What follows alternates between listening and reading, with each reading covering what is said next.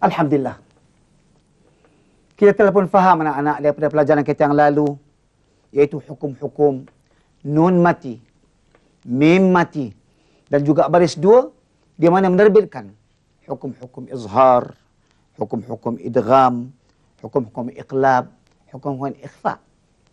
Kalau mim mati, akan bertemu sana pula hukum yang mengeluarkan anak-anak, iaitu izhar syafawi, ikhfa syafawi, dan juga idgham mutamasil lain.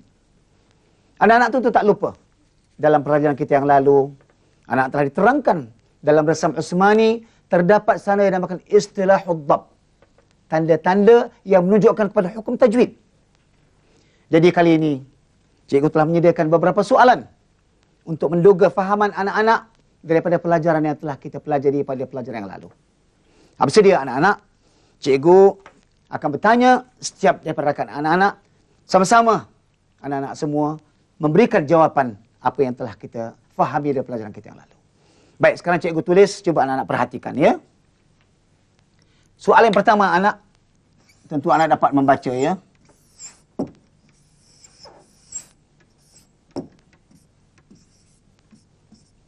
Ini dia. Perhatikan. Soalan yang pertama sekali cikgu nak bertanya kepada Muhammad Izzat. Cuba Muhammad Izzat terangkan apa hukum yang terdapat pada nun mati dalam kalimah ini. Kalimah ini hukumnya iqlab, cikgu. Iqlab. Iqlab. Anak-anak katanya. Tepat atau tidak? Anak-anak akan dapat bersetujukan betul atau tidak.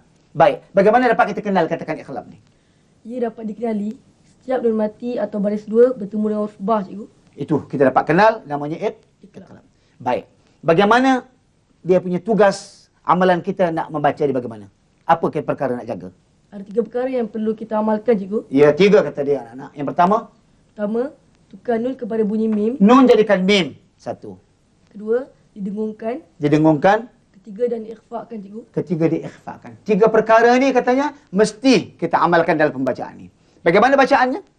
Min ba'di. Lagi sekali. Min ba'di. Kita dapat dengar anak min ba'di. Artinya bibir tidak dikatuk. Min ba'di. Tepat.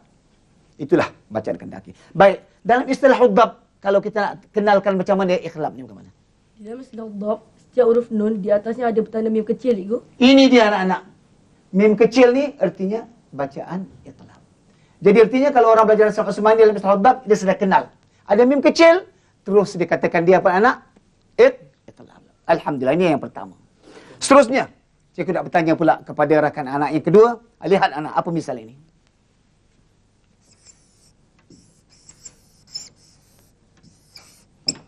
Anak-anak tu dapat baca ni ya. Ini, tengok.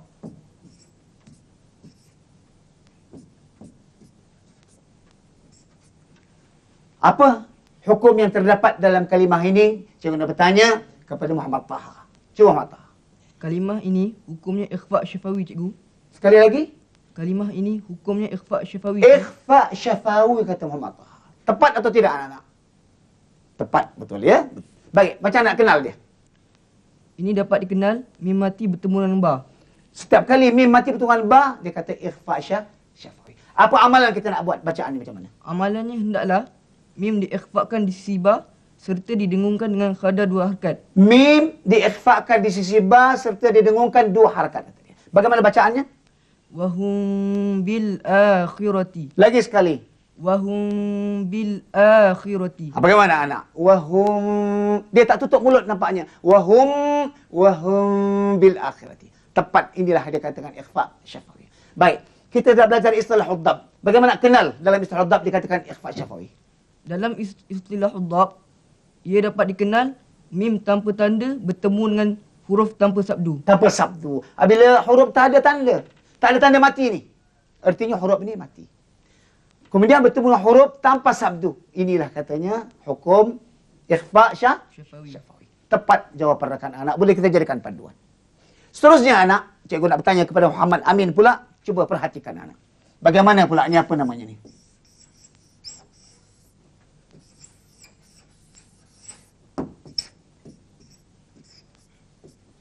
Itu dia. Cuba Muhammad Amin, apa kalimah ni sekarang? Bagaimana? Apa nama hukumnya ni? Hukumnya Izhar syafawi cikgu. Izhar syafawi ke? Izhar? Izhar syafawi. Izhar syafawi, kata dia anak. Tepat atau tidak? Apa yang telah kita fahami dulu. Baik, macam mana kenal izhar syafawi ini?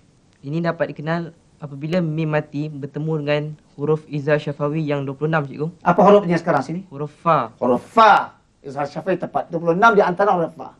Baik, bagaimana cara bacaannya ni? Cara baca, Bunyinya, bagaimana kita nak tugas kita pun nak buat sekarang. cara bacaannya mim hendaklah dinyatakan dan tanpa dengung cikgu. Mim dinyatakan dengan terang tanpa ada Dengung. tanpa dengung. Macam mana bunyinya cuba? Wahum fiha. Lagi sekali. Wahum fiha. Dengar tak anak-anak? Wahum fiha. Dia tak ada baca wahum fiha. Wahum fiha. Tepat itu namanya izhar syafawi. Tapi cikgu nak tanya, dalam istilah hudab nak kenal macam mana? Dalam istilah dhab, kita dapat mengenal di atas huruf mim ada tanda pada kha cikgu. Ini dia kepala kha. Setiap kali kita jumpa ada kepala kha yang kecil di sini ni, artinya huruf ni mesti dia baca dengan apa? Izhar dengan nyata terang tanpa dengung. Bila jumpa kepala kha anak, dalam mim dengan nun, jangan didengungkan dan dinyatakan dan diterangkan. Tepat jawapan Muhammad Amin. Seterusnya tengok nak bertanya pula kepada rakan anak yang sebelah sini pula anak. Apa tu? Jawab misal? Cuba lihat anak. Ya, cuba lihat ya. Nampak?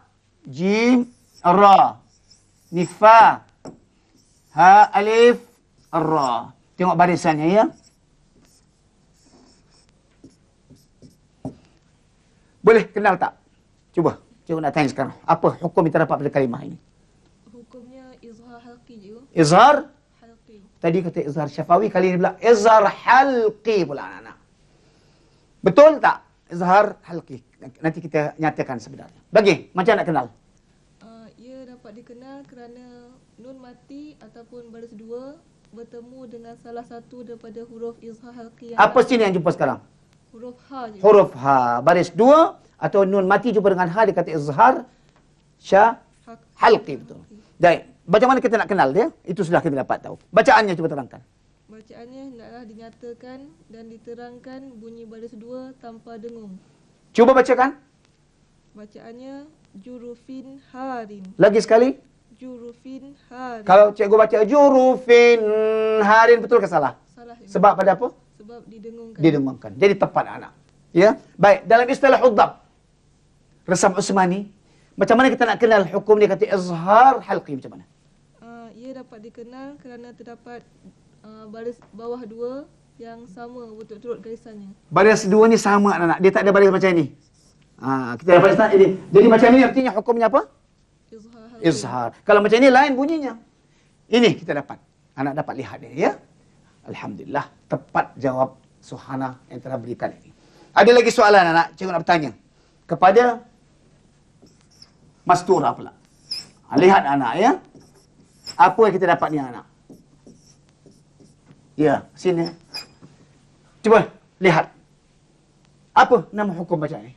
Nama hukumnya cikgu ialah idgham bi gunnah. Lagi sekali. Idgham bi gunnah. Idgham bi gunnah kata anak. Benar atau tidak tepat anak? Idgham bi gunnah kata dia. Baik, macam mana kita dapat kenal? Ia dapat dikenal cikgu apabila nun mati bertemu dengan salah satu daripada huruf idgham bi gunnah yang 4 iaitu huruf mim. Mim. Berapa huruf yang 4 tu kan? Iaitu ya, Ya, nun, nun, mim dan waw. mim. Ini yang jumpa sekarang? Huruf mim. Huruf mim. Tepat itu cara pengendalannya. Tapi macam mana nak bacanya kan? Cara bacaannya cikgu hendaklah dimasukkan huruf nun ke dalam huruf mim serta didengungkan dengan kadar panjang 2 harakat. Dimasukkan bunyi nun ni dalam mim kata dia. Lepas tu didengungkan. Tapi cuba bacakan. Mim ma'in. Mim ma'in. Kalau cikgu baca mim ma'in salah ke betul? Salah cikgu. Kenapa salah? Kerana diizharkan. Saya tak masukkan. Ya. Tak masukkan. Baik, dalam istilah hudab cikgu nak tanya. Macam mana kita nak tahu ni hukum idgham bi gunnah? Dari segi istilah hudab, tidak ada tanda mati di atas huruf nun. Betul? Serta ia bertemu dengan huruf yang bersabdu. Yang bersabdu. Kalau anak dapat belajar istilah hudab yang telah kita terangkan dulu, kita sudah tahu hukum yang namanya idgham ma'al gunnah atau idgham bi gunnah. Tepat, alhamdulillah. Lagi satu soalan rakan anak cikgu nak bertanya ni ya. Cuba lihat anak yang akhir ni. Sin, ra, alif, ain, alif. Kemudian ini dia anak. Tentu anak dapat baca ya.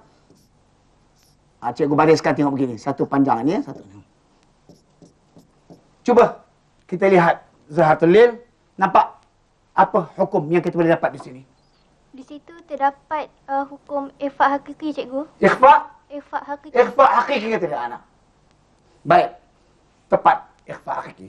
Bagaimana amalannya yang kita nak baca sini? Baris 2 di atas hendaklah dibaca Amalan dia macam mana kita nak baca? baris 2 itu hendaklah dibunyikan antara izhar dan idgham Ya. serta didengungkan, cikgu. Serta dengungkan. Cuba bunyikan macam mana? Sira'an dhalik. Lagi sekali supaya semua rakan anak-anak dengar. Sira'an dhalik. Itu dia katanya ikhfa anak-anak. Sira'an dhalika. Sira'an dhalika.